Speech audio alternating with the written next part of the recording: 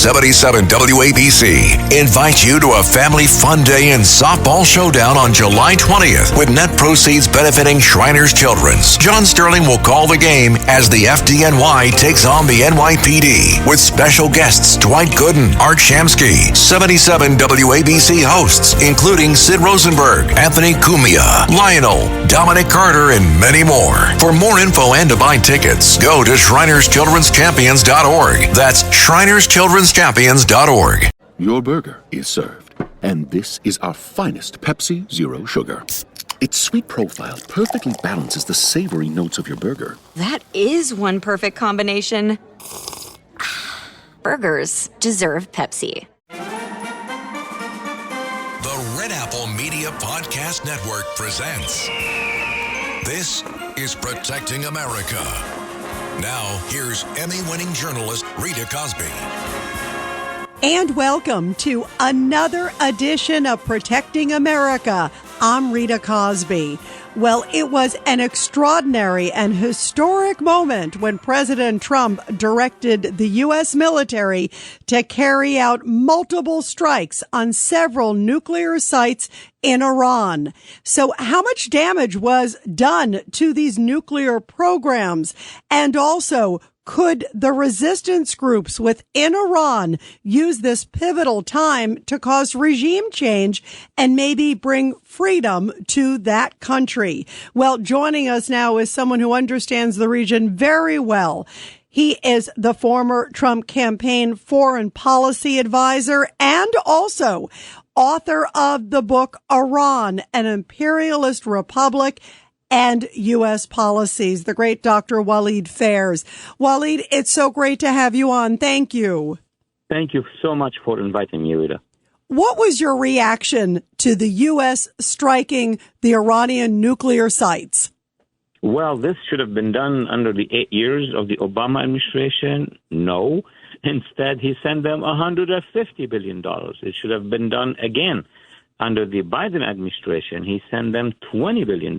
But in the 4 short years that Trump had in his first term, he actually withdrew from the Iran deal. He designated the IRGC, Pasdaran, as a terror organization. And when the Quds Force militia started to attack our troops in the region, the commander-in-chief, Soleimani, was eliminated. So the intention by our president has always been to deter them to get a peace in the region. And now, obviously, when he invited them for 60 days, if we all recall, to come with a plan, we had our points, and then they stretched, they maneuvered, they lied, they didn't do anything. And they were building their weapon. They were also funding the militias. Israel went first on the 61st day and did a lot of damage to their defenses, anti-aircraft, missiles, etc. And at one point, the president, with his war cabinet, decided that weapon has to be destroyed. And these raids, these sorties of our Air Force and other means was amazing. They destroyed, and here let me answer that very clearly, they actually destroyed the entire weapon system. Now, obviously, people are arguing, well, they whisked some material here, some trucks there. It doesn't matter.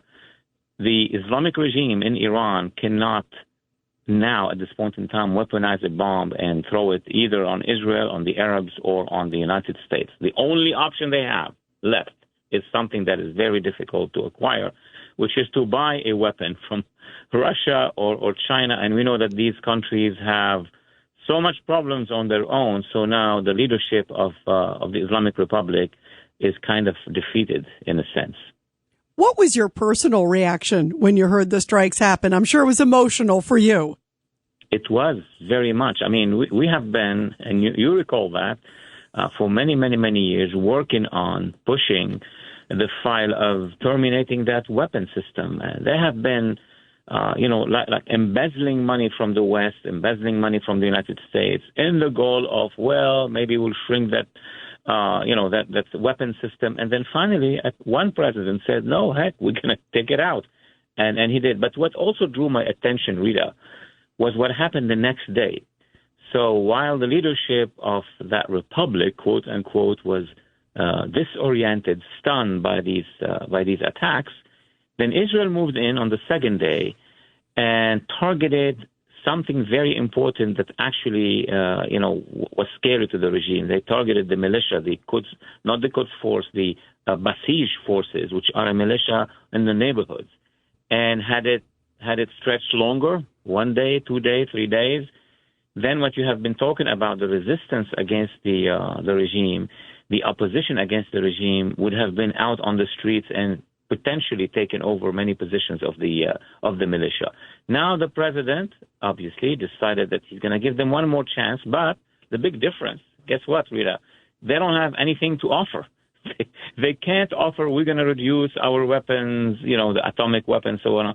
So now he's going to demand that they would basically, surrender in the sense of no more funding for the militias, no more support for terrorism. And let's see. Yeah, you bring up the great point. Let's see. Already we're hearing from Iran sounding very defiant and belligerent, saying, we're not going to let any inspectors in.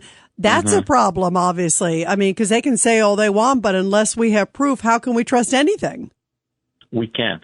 I mean, they have been lying for years and decades. And the only way now, and you just mentioned it, although the word is not really liked by Washington intellectuals, it's not a regime change. It's a change of regime by the people of Iran. That would terminate the cancer. We have done our job as Americans in terms of terminating the threat to the world, the threat to America, the threat to the region by itself, and the threat to the Iranian people by what President Trump has ordered. There was also this action against their radars, but most importantly, the action against those militias. Once the militias are down, are dispersed, go backward, then you're going to see what you have been talking about. You will see a resistance. The people of Iran, especially since 2022, the Masa Amini demonstrations, are so ready. And our public here doesn't understand because of the compromised mainstream media.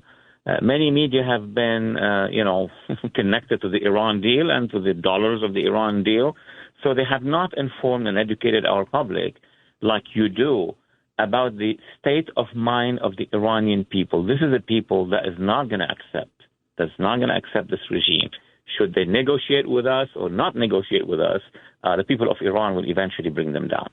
77 WABC invites you to a family fun day and softball showdown on July 20th with net proceeds benefiting Shriners Children's. John Sterling will call the game as the FDNY takes on the NYPD with special guests Dwight Gooden, Art Shamsky, 77 WABC hosts including Sid Rosenberg, Anthony Cumia, Lionel, Dominic Carter, and many more. For more info and to buy tickets, go to ShrinersChildren'sChampions.org. That's ShrinersChildren'sChampions.org. Meta AI is the personal AI to help you with whatever you need. Plus, it meets you where you are. Not only is Meta AI now an app, but it's also on the apps you already know and love: Facebook, Instagram, WhatsApp, and Messenger. Plus the Ray-Ban Meta glasses. It's easy to access wherever you are. So whether you're talking or texting, Meta AI is convenient to use throughout your day. Experience our newest AI that's tailored to you by downloading the Meta AI app. Try the Meta AI app today on the Apple App Store and Google Play. Imagine this. The best pasta sauce you have ever tasted sits abandoned on a plate. Wasted sauce. That is a tragedy. If only you had used Barilla al Bronzo pasta. Its bronze-cut texture holds your sauce and scoops up every last drop. The Italians call that scarpetta. Capture sauce the Italian way. Barilla al Bronzo. Click or tap the banner to find out more. The rural way of life is about making everyone feel at home. Tractor Supply chose advanced 5G solutions from T-Mobile for Business to transform intelligent customer service. Together, we put the power of AI to work across 2,200 stores, keeping things running seamlessly inside, curbside, and countryside. This is elevated customer experience. This is Tractor Supply with T-Mobile for Business. Take your business further at T-Mobile.com/now. What kind of a time frame? And obviously there's so many factors involved, Walid Phares, but what do you think are some of the big factors that can have that happen sooner than later? Well, in the past, I would have said years. Now I move to say if everything is aligned, if all the planets are aligned, if the Iranian diaspora and the Iranian opposition movements are kind of coordinating, if, for example, the administration tell the regime to do something and they won't, and our president won't give time. He will just react. If you combine all of this by the end of this year, if we act well, if our allies act well, the Iranian people is ready. Now, I know people who want it in a shorter period of time and people who are very pessimistic. It's never going to happen. I am in between. I would say the people is readier than ever before. The regime actually strategically has less weapons. The only thing we need to do, and that's what Iranians and Iranian diaspora people tell me, stop funding the regime. What Obama and Biden have done was to transfer incredibly dozens and dozens of billions of dollars. Fortunately, this president is not going to do it. Yes, he's going to send his envoy to negotiate with them, but you just broke the news to me that the regime by itself cannot. See, they are so stubborn. They want to show themselves as strong, jihadi, Khomeinis, what have you. They waste the opportunities. And I would say they are really trapped between the offer by Trump, between reality on the ground, and Israel is still around. So my concern, Rita, is that they will use that time, the time of negotiations and the time of that in between two conflicts, to go after the people. Of course, and we discussed it, and I know that you have friends who knows about it, that there are thousands and thousands of Iranians, activists, human rights activists, politicians, just human rights people, or people, demonstrators who are jailed, and they are going through torture, and many people have been executed. So that is the moment in between that would be terrible if you don't take action in the international community. Many people, unfortunately, in Iran will die before a revolution is successful. And that's some of the reports I'm also hearing, and you're probably hearing them too, Walid, is that they're already rounding up people that they think were helping with Israel or the United States, public executions, a number of things.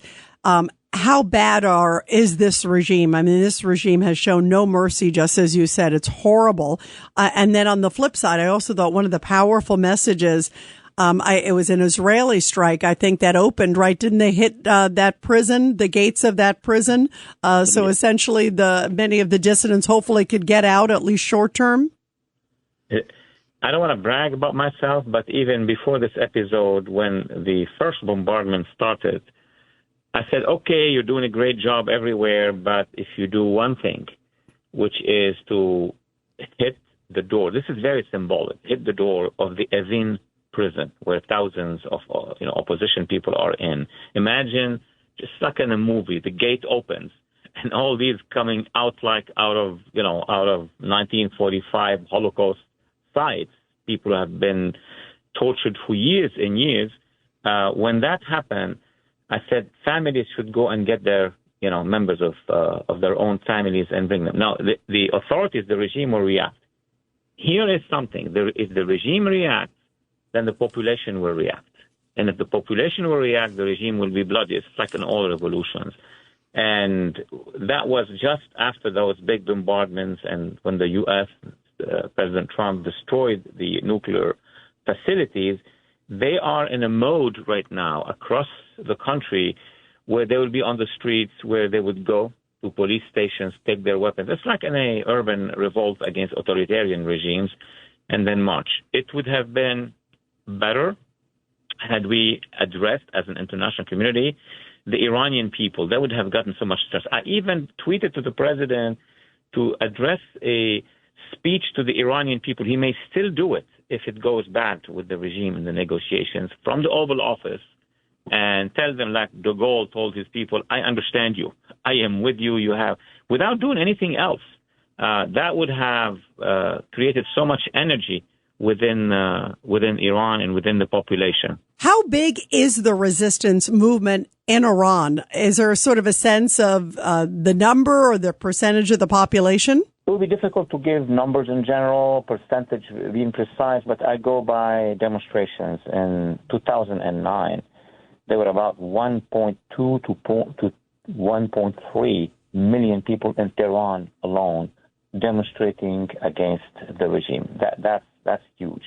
And so the percentage, if you go by age group, an overwhelming majority of 75% done by NGOs of the youth under 25 are against the regime. And they speak and they go on social media. That's where people and experts can, get hold of them and ask. We don't have precise, but overwhelming of the youth.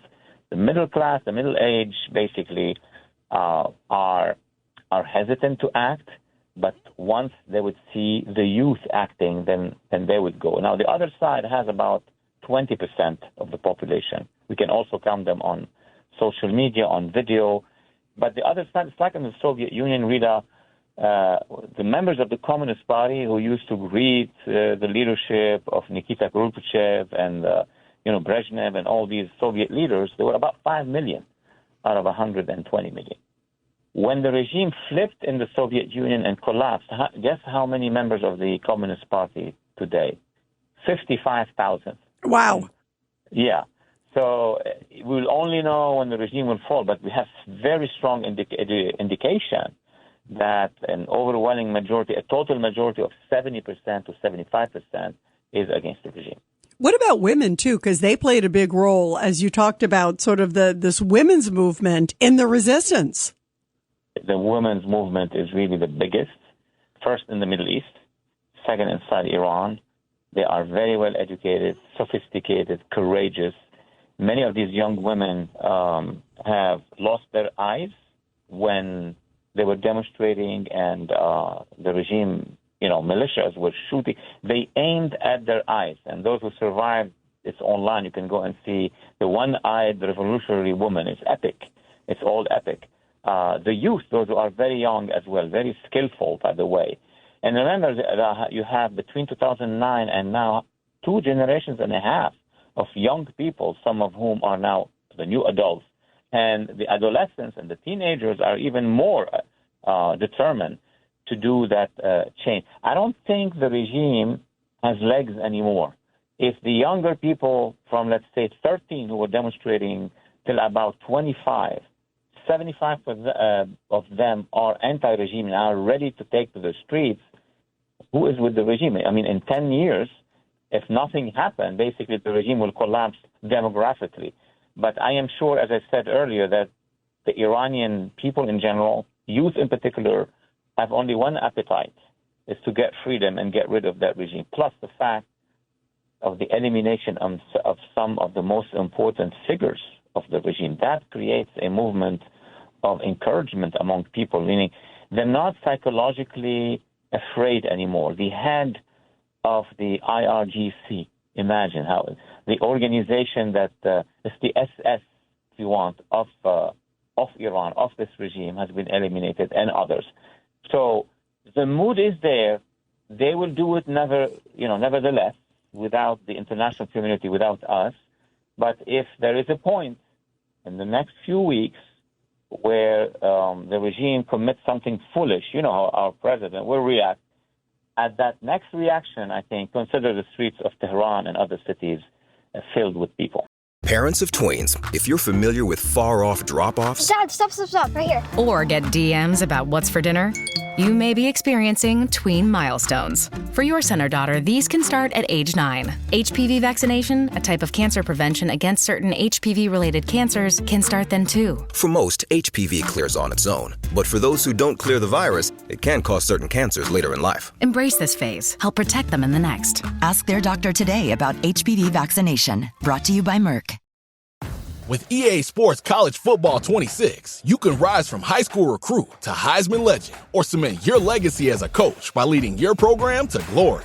Pre-order the deluxe edition of the game today as part of the MVP bundle at go.ea.com/MVP-bundle to start playing 3 days early and more. EA Sports College Football 26 is rated E for everyone. Includes in-game purchases, including random items. Choice Hotels get you more for your money so you can maximize any road trip. Like with the road trippers we see here in their natural habitat, the breakfast area at a Comfort Inn. Here's a dad teaching his son how to make waffles. Fluffy, golden waffles. There's a mom making sure her daughter eats some fruit to avoid the "I'm hungry" from the back seat. And a sibling standoff over the last muffin. This is the cycle of vacation maximizationing in all its glory. Check into more. Book direct at choicehotels.com. Oh my God, it's the coolest thing ever.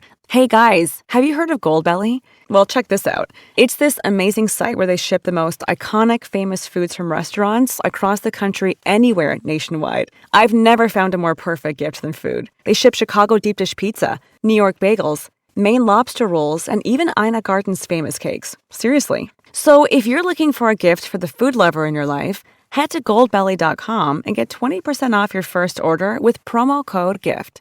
Yeah, and of course, sadly, I mean, look, obviously I would love to have peace, and I would certainly love for the good people of Iran to take it over and to be able to do it tomorrow. But there probably will be a lot of back and forth. And don't you think in the meantime that the Iranians will probably try to play some games? President Trump will read right through it, but I think they're going to try to play some games, don't you? Every day they try to gain is a day where they're gonna be killing Iranian citizens. That's it's math. Yes, of course. I mean, look, he offered them 60 days. In 60 days, you can figure out, the leadership can figure out the direction they're gonna take. But because they don't want, because they believe if they head towards peace, basically, they will collapse. It's a very difficult situation for them. They have promised to deliver an Islamic Republic, an Islamic regime to control 4 countries, Iraq and Syria and Lebanon and Yemen and Gaza, and everything is shrinking. And world technology is not helping them because it's helping the youth to connect and communicate. So I don't know what I would do as a regime right now except gaining time. And there is something else I detected they're trying to do, and they're smart. They're trying to attract our business community, the international business community, by promising things. So when the president went down to the Gulf and then collected about, $3 trillion of investment or promises of investment. The fourth day, he was there for 3 days. The fourth day, sources in the regime were claiming that, well, if the president of the United States will connect with us and we settle the issues and we stop Israel, we have business up to $3.5 trillion to offer. So they thought that these big businesses in the West and in America, Mr. President, Iran, if you do a deal with them, we're going to get 3.5. That's more than all the Arabs combined. So they play those games. And they have been playing promises. That's what they've done with Obama and Biden. They told them, we're going to be cool with you. We're going to stop the nuclear enrichment and many, many other things. Just give us this money that is sitting, which is Iran's money. In fact, it's the people's money. It's not their money. $150 billion. And that transaction that took place in 2014-15, and I blame former president for accepting to transferring this without vetting, without putting conditions, that caused another 10 years of drama in the Middle East. Why?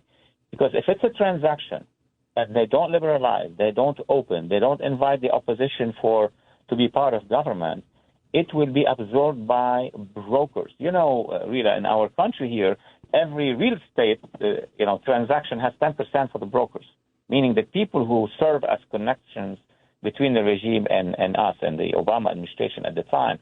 You know what is 10% of $150 billion? It's $15 billion. Now we are informing our public that we have discovered that these $15 billion were brought back here and in Europe. I mean, the money that was spent by the brokers, lawyers' offices, consulting, funds, etc., ended up where? With the influence. In academia, in media, think tanks, wow, Hollywood. Yeah, that was the bomb that they have used, not the nuclear bomb, the money bomb. This is why a few years later we see tens of thousands of pro-Hamas, pro-regime, pro-jihadist activists on our campuses, on our street. Where did they come from? Who is funding them? Well, that's the money of the Iran deal.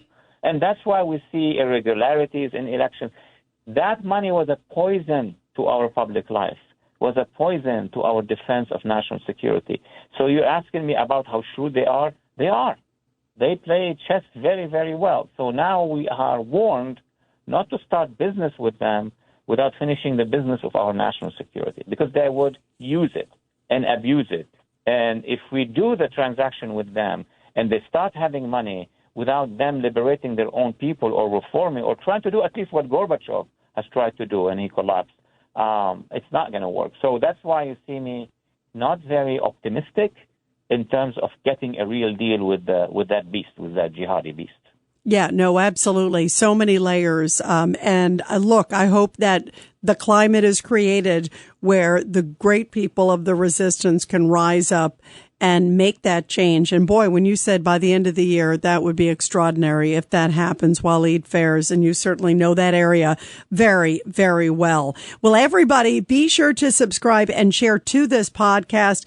Really powerful and inspiring information too, also as well, Walid.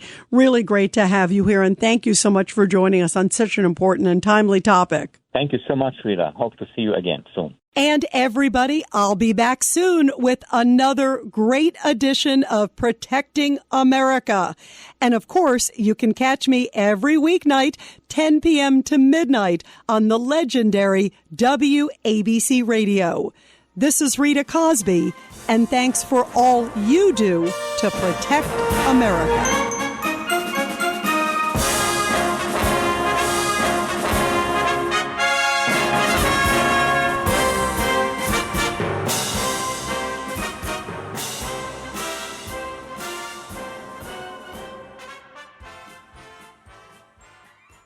.77 WABC invites you to a family fun day and softball showdown on July 20th with net proceeds benefiting Shriners Children's. John Sterling will call the game as the FDNY takes on the NYPD with special guests Dwight Gooden, Art Shamsky, 77 WABC hosts including Sid Rosenberg, Anthony Cumia, Lionel, Dominic Carter, and many more. For more info and to buy tickets, go to ShrinersChildren'sChampions.org. That's ShrinersChildren'sChampions.org.